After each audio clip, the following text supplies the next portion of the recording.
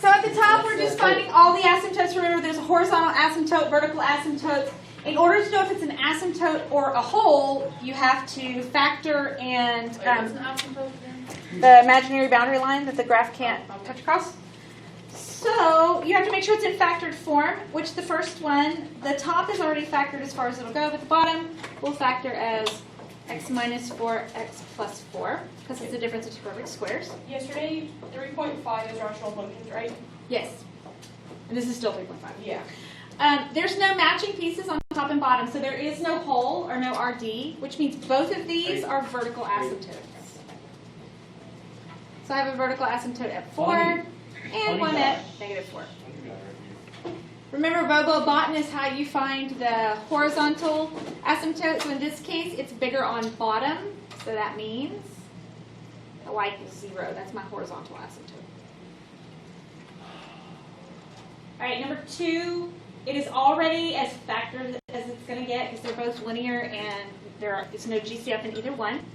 They don't match, so that means there's no hole, which means that the bottom is a vertical asymptote.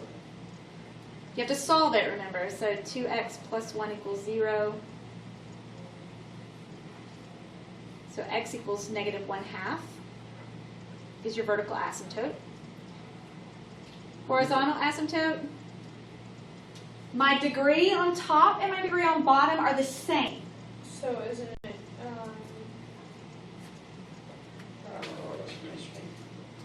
it's not none.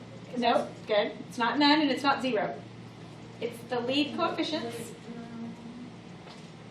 Well, okay. We divide them because they're the same degree. Right. Yeah, that makes sense. And then, yes. So like on number 1, it's like 4 and then -4, okay? Can you just write x equals 4 comma -4? Yes. Yeah. Yeah, and actually I think in MyLabs Plus they want you to do that. They say separated by commas or whatever. So, okay, F3. The top does not factor. X squared plus something doesn't factor. So there's no matching pieces, which means your vertical asymptote is 2. And your horizontal asymptote, this time it's bigger on top. That means there's none. I'm so lost. I'm not gonna lie. Get the notes out from yesterday. No. Okay.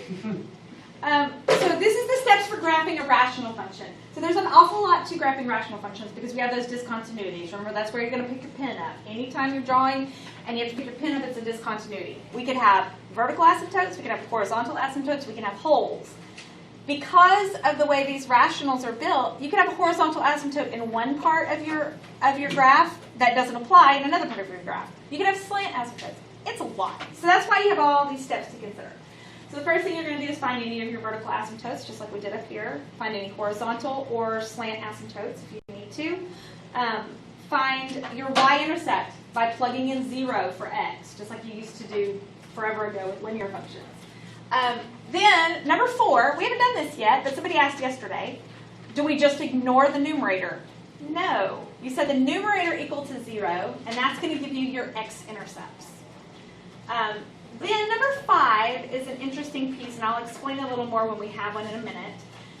But because we have, some of these will have more than one vertical asymptote, that breaks the graph into pieces, and some of those pieces kind of don't have the horizontal asymptote part of it, or the slant asymptote.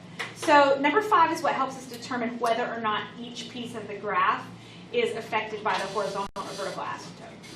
And then we have to plot any points, and then we have to complete a sketch. It's just a sketch. It doesn't have to be perfect. So here's a couple of things that you need to know. Behavior of the graphs as they near vertical asymptotes.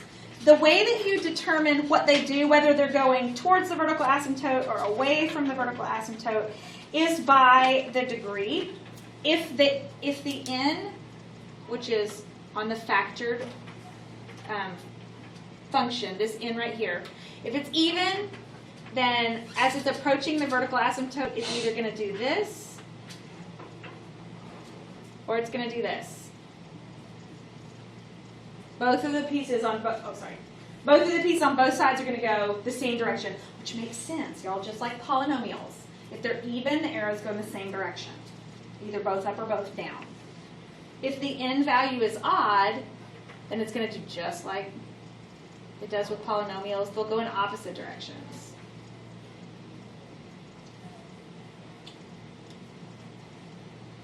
Makes sense. It does. It's kind of nice how math kind of makes sense like that sometimes, Yeah, sure. like all the time. So it's kind of nice. That's why I like it. Occasionally. Not subjective like English. Okay, but English is a lot easier. Not so. All right. Oh, whoa, Whoa, can you go back? Sure. Whoa. Pause. Pause. Oh, can you go down? Oh, are you making a video joke right now, Miss Buckman? Yes, I'm on pause. Pause for you, just for you, Christian. Oh, we're on YouTube. You will be, because I'm recording this. Oh. Christian, you're doing great, buddy. Okay, now I really have to put this on. Since you said that. Dominic, you're stupid. Oh. She's like, yeah. I'm afraid of myself. All right, so this is why this is so thick, y'all. This is all one problem, but it's got it all like separated out to make us remember to do everything. So, very first thing right here.